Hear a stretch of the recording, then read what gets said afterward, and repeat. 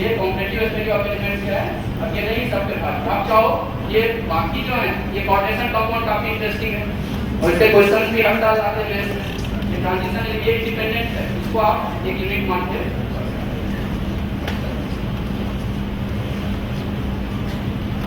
अब यहाँ देखिए फिजिकल केमिस्ट्री का वेटेज 50%, तो ये उनके लिए है जो फिजिकल बहुत अच्छे से कर सकते हैं। मैंने पहले ही बताया कि 2 पे कमांड करना है, जिसका मतलब ये नहीं है कि आप फिजिकल केमिस्ट्री को बिल्कुल ही छोड़ दो या ऑर्गेनिक को बिल्कुल ही छोड़ दो।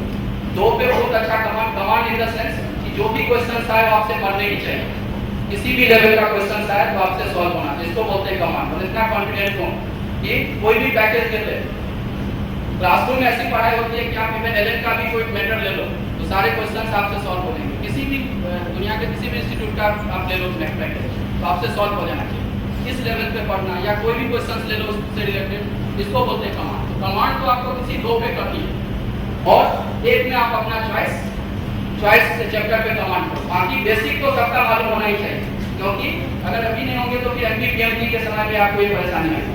और दूसरा, यहाँ भी कोई भरोसा नहीं है कि पता चला कि आपने बहुत अच्छा कमांड किया तो 100% गारंटेड है। हो सकता है 2-4% क्वेश्चन स्केप कर दे, 10% स्केप कर दे, तो जो बेसिक लेवल के क्वेश्चन आ जाए। तो इसलिए पढ़ने का सेंस है कि 2 को आप बहुत अच्छे से करें और एक में कुछ चॉइस करें। जो चॉइस मैंने आपको बताया, फिजिकल में भी ये आपके ऊपर डिपेंड करता है। ऑर्गेनिक को आपको सिंगल यूनिट देना, ये यहाँ पे देखें, ये दिख रहा है आपको। आप लोग उठे हैं तो एक केक रख दिया गया आपके सामने, 50% है। आप इसमें 2 केक तो आपको खाने ही है, 2 केक तो निश्चित रूप से खाने हैं, ठीक है। और एक केक को क्या करना है, हाथ को जरूर लगाना है और कुछ भाग को बहुत अच्छे से खाना। 2 केक को तो कंप्लीटली डाइजेस्ट कर दें, समझे। ये देखें, इसी का इमारत खड़ा किया गया यहाँ पर। 11-12 जो 12th में है उनको भी ज़्यादा टेंशन लेने की जरूरत नहीं है। 58% देखिए कि कवरेज हो रहे हैं। वो सोचेंगे मैंने 0 वजह से बताया 11 का मेरा क्या होगा, 58% के लिए आपका अच्छा कवरेज है। 11 में थोड़ा बहुत तो पढ़ ही होगी, ऐसा नहीं कि बिल्कुल टाइम वेस्ट किए। और इसकी बेसिक चीज़ आपको पता है कि वो रिविजन करने की जरूरत है। 12th में अगर अच्छे से पढ़ लेते हैं आपका सिलेक्शन हो गया ना, आपका सिलेक्शन।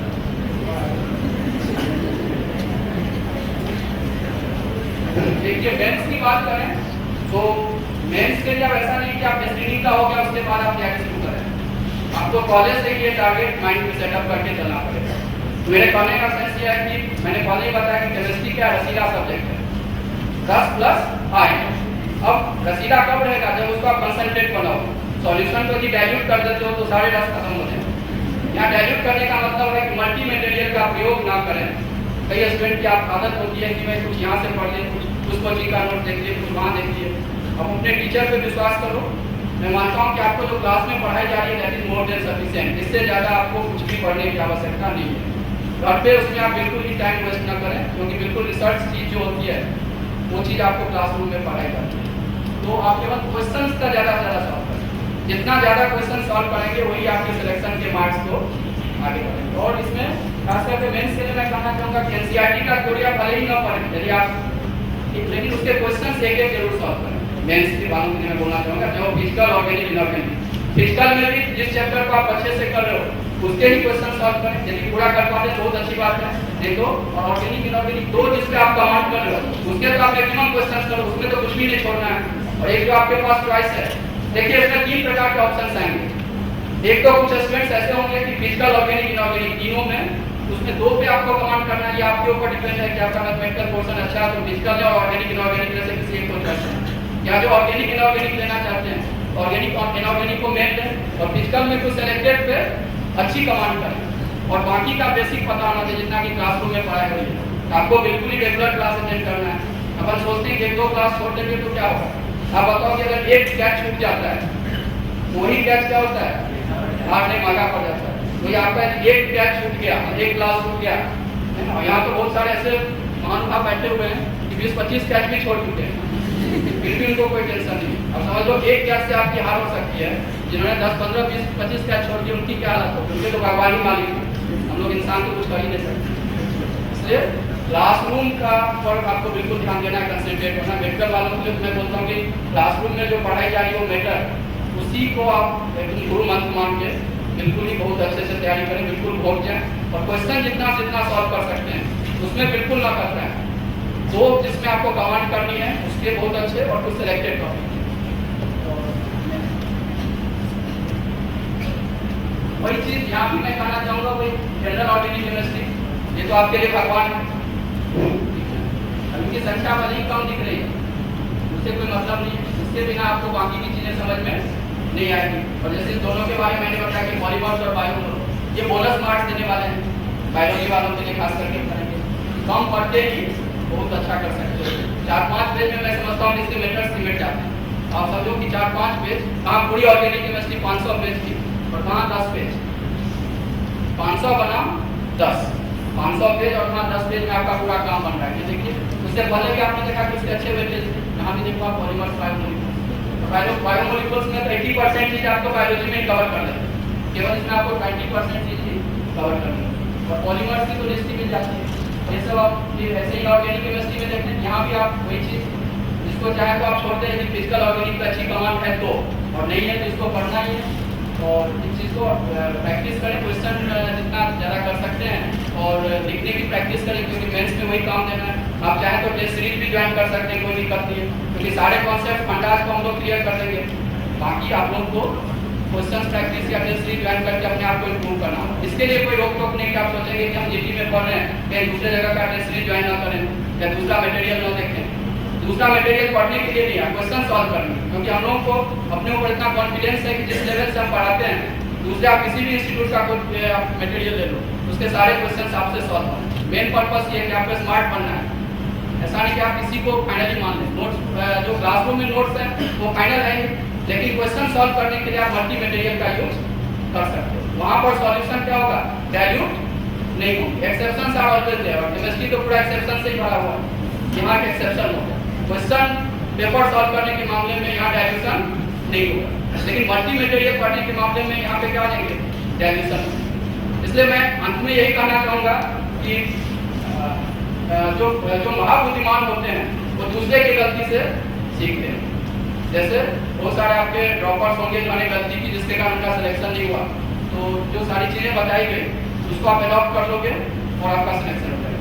जो बुद्धिमान होते हैं वो खुद की गलती से सीखते हैं, और तीसरा जो मूर्ख होते हैं वो खुद की गलती से भी नहीं सीखते। आप लोगों को मैं किस कैटेगरी में रखूं,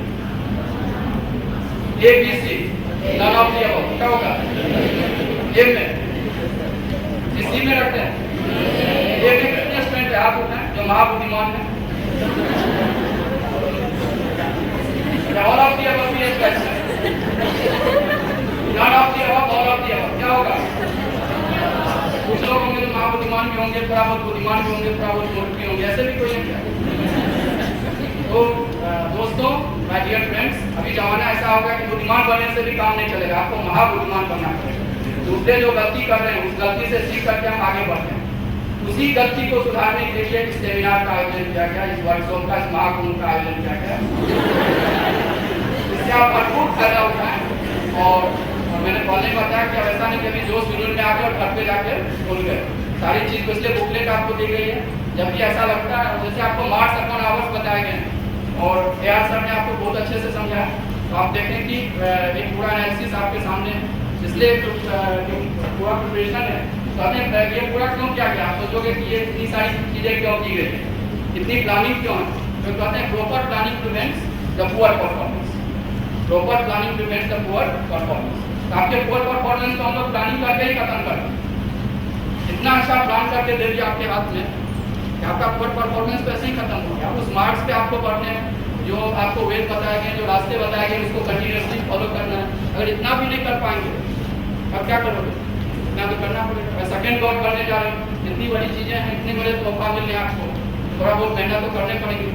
हर काम के पार्ट मुश्किलें आती है, कठिनाइयाँ आती है, उस कठिनाइयों से आपको लड़ना पड़ेगा, उस चुनौती को स्वीकार करने पड़ेंगे। कहते हैं कि troubles the trouble till trouble gets trouble.